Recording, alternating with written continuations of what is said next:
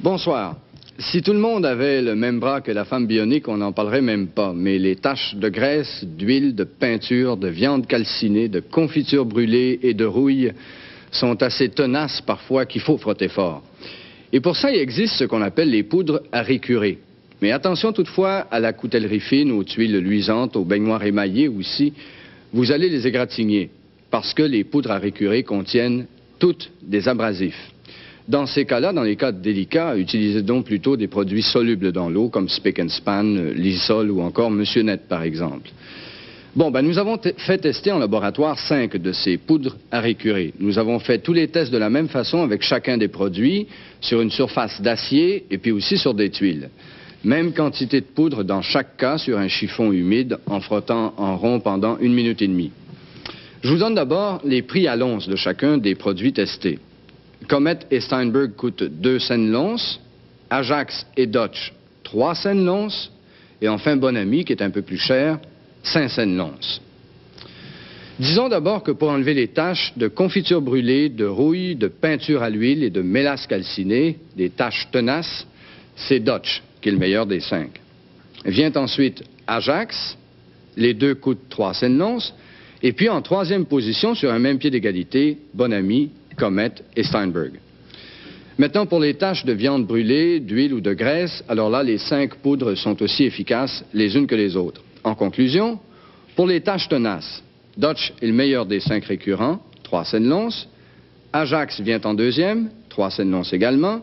Et puis en troisième, à peu près à force égale, Bonami, Comet et Steinberg. Mais dans tous les cas, attention aux égratignures. Voilà.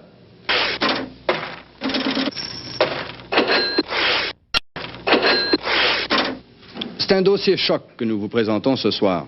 Non pas que nous voulions tomber dans le sensationnalisme qu'on reproche souvent aux journaux à potins, mais les faits eux-mêmes sont choquants. Des faits que nous allons vous exposer du reste dans un moment. Mais d'abord, j'aimerais vous faire un rapide portrait de la presse artistique. La presse artistique au Québec, c'est 17 titres différents. Il y a des journaux là-dedans, il y a des magazines aussi. On en achète autour d'1 million d'exemplaires à chaque semaine, et là, je ne compte pas les 400 000 horaires de télévision format de poche, qui traitent aussi de la vie de nos vedettes préférées. Je ne parle pas non plus des journaux de caractère policier ou des journaux de sexe.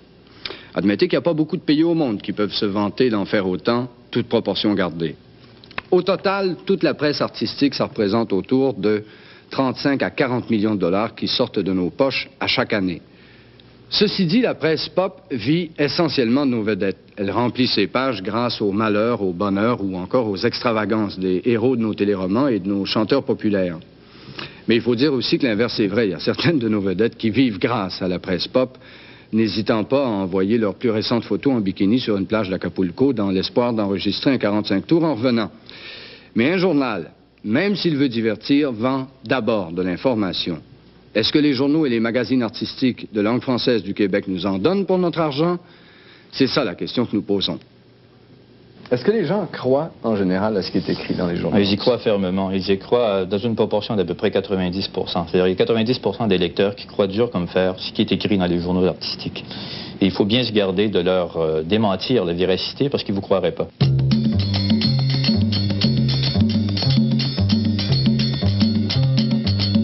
Parmi toutes les publications qui touchent à la vie de nos artistes préférés, il y en a 2 qui sont tout particulièrement dynamiques et qui poussent assez loin les limites de l'imagination. Elle et lui et Le Lundi. Ce ne sont pas des journaux, ce sont des magazines. Elle et lui interdit aussi toute reproduction des photographies qu'on peut retrouver dans ce magazine. On s'étonne d'une telle interdiction de la part de Elle et lui, qui ne semble surtout pas faire ce qu'il prêche. Des exemples. Elle et lui publiait dans son numéro de janvier 77 cette photo d'une femme dans un miroir. Cette photo a été empruntée sans permission de la revue française Photo du mois de novembre 1975. Elle et lui, toujours dans juin 76, publiait cette photo d'un bébé, d'un demi-bébé en plastique, photo empruntée cette fois sans permission toujours de la revue française Psychologie.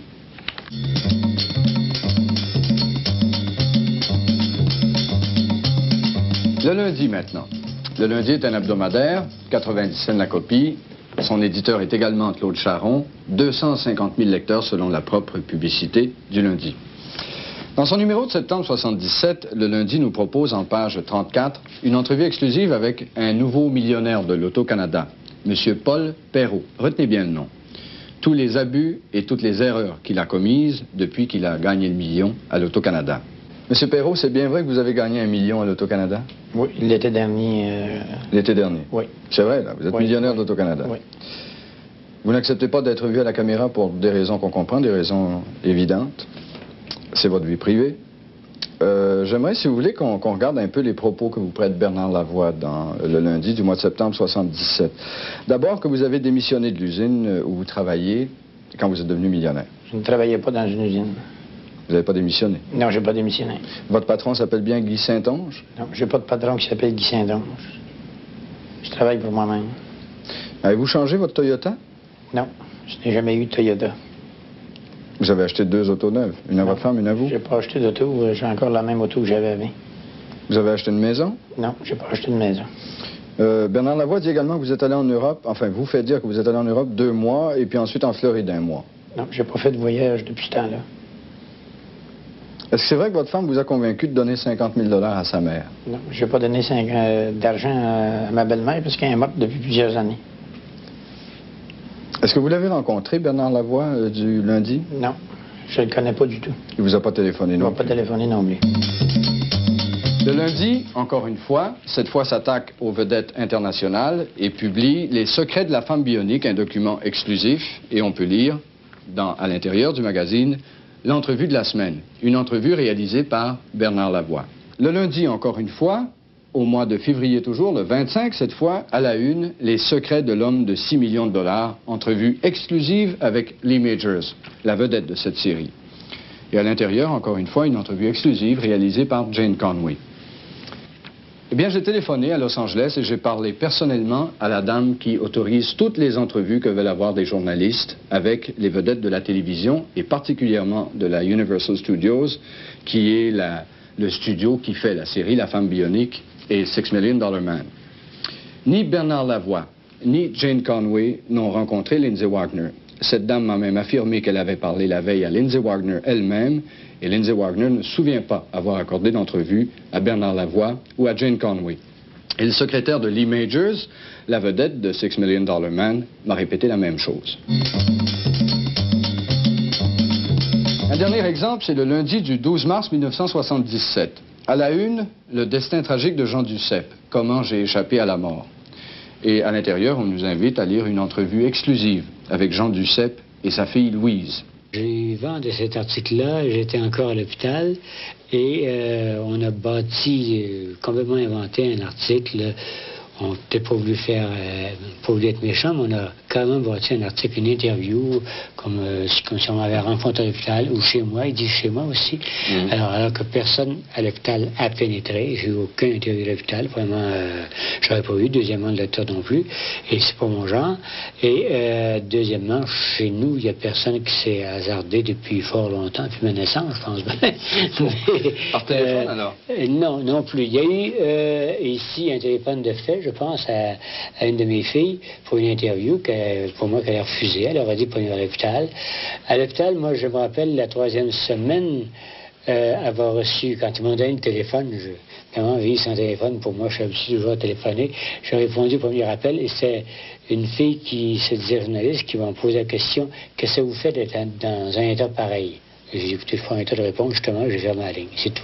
Et cet article-là a été pondu, carrément inventé, en voulant bien me faire paraître, en me donnant de bons sentiments et tout ça, mais c'était inventé carrément, et c'est là le danger, je pense, de certains journaux ou certains magazines. Bernard Lavoie, là, qui s'occupe de la revue Lundi, est venu ici, et en demandant une photo de mon père parce qu'il faisait un article, soi-disant, sur sa carrière. Et puis là, ben, papa était à l'hôpital à l'époque, puis il dit bon, qu'est-ce que ça vous fait? Mais j'ai dit, ça affecte, ça énerve. Dans un coin de porte, à peu près 2 minutes. Et puis là, j'ai droit, moi, à mon paragraphe aussi. Je la vois si on commençait par le cas du CEP. Il n'y a pas eu d'entrevue avec Jean Duceppe, par Bernard Lavoie. Non, alors si je résumais rapidement l'affaire Duceppe, il y a eu une entrevue par Bernard Lavoie avec Louise Duceppe, la fille de Jean Duceppe, qui nous a fourni des renseignements et des photos également. Et il y a eu par la suite un article d'un pigiste qui nous a été fourni, qui s'est avéré non authentique, qu'on a pu vérifier par la suite par la voix des journaux et par la voix de M. Duceppe, qui nous a demandé, en fait, comme quoi c'était pas du tout exact. Alors nous avons admis ce fait et dès le départ, ça nous a, disons, beaucoup nuit dans l'évolution du magazine parce que... Il y a d'autres exemples et beaucoup plus récents ceux-là. Il y a le lundi du 17 décembre dernier, donc ça fait 3 mois. C'est ça. Vous publiez une entrevue exclusive avec la femme bionique. Et celle-là est signée par vous, Bernard Lavoie, Lindsay Wagner, la femme bionique. Document exclusif, entrevue exclusive avec elle. On a vérifié, puis il n'y en a pas eu d'entrevue avec Lindsay Wagner. Nous avons à Los Angeles une correspondante qui s'appelle Jane Conway, qui fait les entrevues du lundi, qui les faisait du moins, parce qu'à la suite de votre recherche, on a décidé afin d'avoir un correspondant québécois qui serait possible de rejoindre, qui travaillerait strictement pour nous. C'est Jane Conway qui nous fournissait toutes les données, les renseignements pour faire une entrevue. Et évidemment, étant dans ce domaine-là, dans ce domaine américain, il est très difficile pour nous de joindre directement les artistes, à moins d'être directement à Los Angeles. Écoutez, je vais être dur, là, mais c'est écrit de notre envoyé spécial, Bernard Lavoie. Comme nous ne négligeons rien pour satisfaire nos lecteurs du lundi, nous avons rencontré Lindsay Wagner à Los Angeles. Et nous lui avons demandé, de nous confier le secret de la femme bionique. Ça, je vous avoue que c'est strictement une question de marketing. Pour nous, Jane Conway était la personne qui nous a fait l'entrevue. Et comme on croit en nos correspondants, c'était ça. Mais Jane Conway, est-ce qu'elle existe? Elle existe vraiment. C'est elle, ça, Jane Conway? C'est elle. Vous êtes sûr de ça? Elle n'a pas peur de publier son nom, mais elle a peur de publier son nom, mais elle n'a pas peur de publier sa photo. Vous savez, on entre dans le domaine du showbiz américain. On l'a fait... au début, Jane Conway n'avait pas de photo. Et nous, tous les articles qu'on fait sont authentiques. Presque tous, du moins, parce que là, évidemment, vous en mettez 2 ou 3 en doute. D'accord. Bon. On a mis une photo qu'elle nous a envoyée. C'est possible. Écoutez, Monsieur Durivage, dans le cas de la presse divertissante, on ne cherche pas, disons, en bon français, à fourrer le monde, tout simplement. On cherche à le divertir. Je commence à me le demander, là. Non. Vous me promettez des entrevues exclusives, puis il y a un autre cas, il y a un millionnaire de l'Auto-Canada que vous avez rencontré. C'est ça. Vous vous souvenez de ça, M. Perrault? C'est ça, oui. Oui, vous l'avez rencontré quand, M. Perrault? Moi, M. Perrault, c'est un millionnaire qui ne m'a pas donné son véritable nom. Parce qu'on l'a rencontré, le seul Perrault qui a gagné 1 million à l'Auto-Canada, puis ça n'a rien à voir avec l'article que vous publiez. C'est ça. Alors, le Perrault, moi, que j'ai rencontré, que j'ai signé, qui m'a parlé, ça a écouté... Mais vous me le dites pas que ce monsieur-là cherche à taire son nom. D'accord, c'est du... Vous me publiez une entrevue. C'est excitant de lire ça, ce qui fait un millionnaire avec son million de l'Auto-Canada. Moi, je le crois. Je l'ai cru que c'était Paul Perrault, moi. On vérifie. Il n'y en a pas de Paul Perrault qui a gagné 1 million de l'Auto-Canada. Monsieur Durivage... Il n'y a qu'un Perrault, on l'a interviewé, puis il n'y a rien à voir avec votre reportage. Mais dites-moi, quel est le millionnaire qui ne fera pas ça avec son argent? Oui, mais dites-moi, vous, dans votre journal, je suis d'accord avec vous. Évidemment, le nom de ce monsieur est changé pour des raisons que vous imaginez. Il ne veut pas se faire déranger. Bon. Mais au moins, je veux savoir que ce n'est pas une entrevue exclusive avec un millionnaire de l'Auto-Canada. Je suis d'accord avec vous, mais dans notre esprit, nous, on fait de mal à personne en faisant ça. On prend le témoignage d'un millionnaire et on le traduit comme ça. Je regrette, vous me faites mal, monsieur, parce que moi, je dépense 90 cents pour votre revue, pensant lire là des choses vraies. Puisque je lis dans quelques cas, je ne dis pas dans tous les cas, mais dans quelques cas, c'est des mensonges. À la une, s'il vous plaît. 90 cents, monsieur, c'est moi le consommateur. C'est moi qui paye. Est-ce que vous êtes là pour faire des articles responsables, du journalisme, ou vous êtes là pour faire de l'argent? Sur mon dos, en me prenant pour un cave. Non, on n'est pas là pour, disons, prendre les gens pour des caves. On est là, si je considère qu'on a publié depuis le début 1500 articles, si j'en relève 6 ou 7 qui ne sont pas exacts ou qu'il y a des erreurs dedans, je suis prêt à l'admettre, monsieur Durivage, mais c'est un maudit bon pourcentage.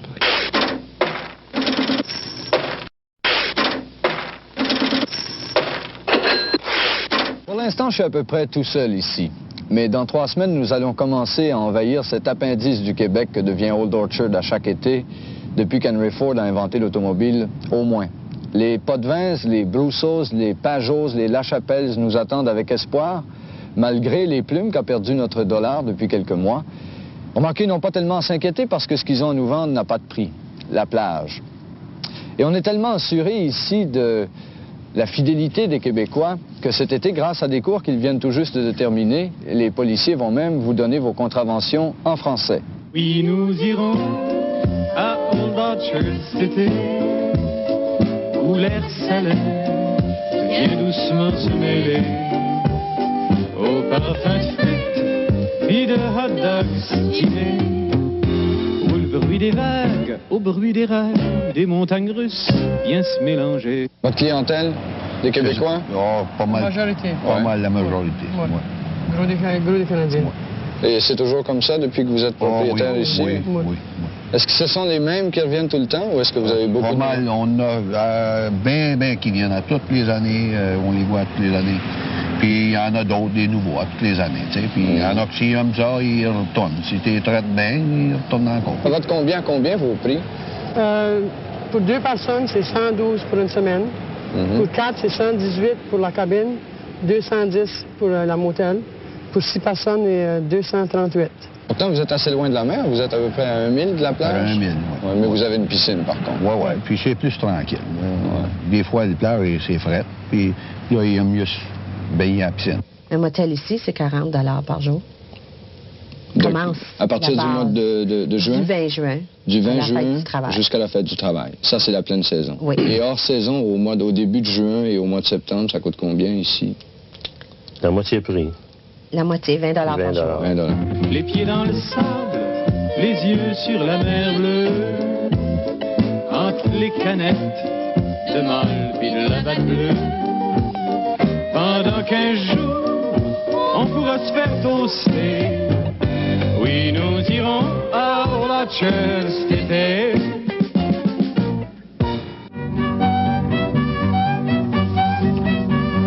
Percé, la Mecque du tourisme québécois, mais comme partout ailleurs au Canada, le tourisme va moins bien depuis quelques années là-bas. À Old Orchard, on s'installe pour 2 semaines, 3 semaines même. À Percé, ce n'est qu'une étape du tour de la Gaspésie. On y reste 2 jours, 3 jours le plus souvent. L'essence y coûte 10 cents plus cher le gallon qu'à Montréal.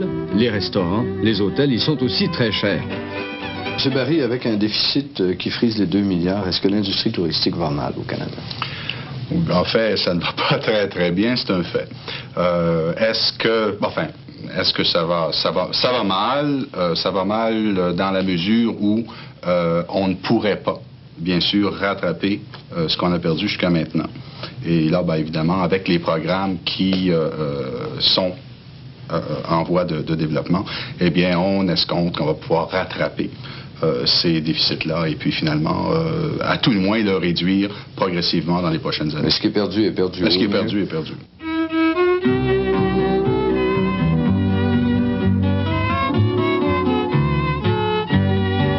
À mon passage en Gaspésie, là j'ai trouvé du monde gentil. Et de Matane à McQueen, j'ai rencontré de bons amis. J'aime et j'adore le paysage, c'est comme un beau livre d'images que de souvenirs j'ai recueillis dans cette belle Gaspésie. Monsieur Vincent, est-ce que la Gaspésie peut rivaliser avec Old Orchard au plan touristique? Ça dépend de ce qu'on cherche. Si on veut se baigner et bronzer, la Gaspésie n'est pas dans la course. Parce qu'évidemment, il fait froid, puis il n'y a pas de plage, on ne peut pas s'étendre. On ne va pas en Gaspésie pour ces raisons-là. Par contre, si on cherche des beaux paysages, si on veut bien manger, il y a quand même un petit réseau de bonnes tables en Gaspésie. C'est plus intéressant en Gaspésie qu'à Old Orchard. Le tourisme en Gaspésie, c'est combien de millions de dollars par année? Moi, je pense que j'évaluerais à 3 millions et plus, mais pas beaucoup plus, d'argent laissé par le touriste l'été dans notre région. C'est pas plus que ça? C'est pas plus que ça. C'est pas très important, alors... enfin, en termes d'argent, le tourisme en Gaspésie, c'est pas très, très, très important.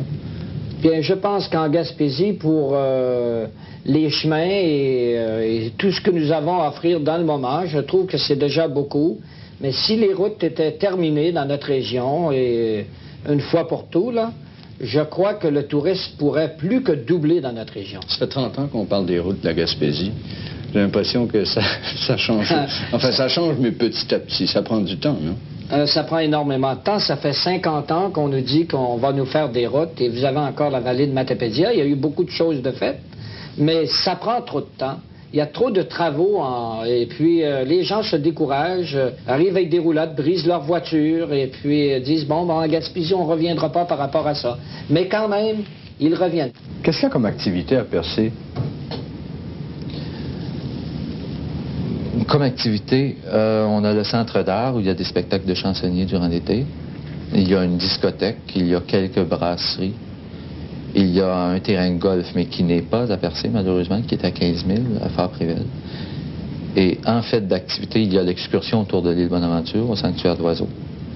Depuis quelques années, il y a le centre de la faune et de la flore à Percé, qui est tout nouveau. Mais il y a quand même une pénurie au point de vue activité. Ça manque? Oui. Quel est le prix des moyens d'une chambre d'un motel, par exemple, en Gaspésie? Eh bien, si vous rentrez dans les hôtels de luxe, parce que nous avons, comme partout ailleurs, des hôtels de luxe. Alors, quand vous entrez dans un hôtel de luxe, eh bien, vous allez payer de 35 à 45 et même 50 $ pour une chambre d'hôtel. Mais lorsque vous voyagez en Gaspésie, puis vous rentrez dans les motels moyens, qui sont très chics et très propres aussi, vous allez 22, 25 et puis 18 $ aussi, que vous allez trouver. Mais ça, il n'y en a pas à Percé tellement, à ce prix-là. À Percé, il n'y en a pas beaucoup, non. À Percé, c'est plus cher maintenant qu'ailleurs.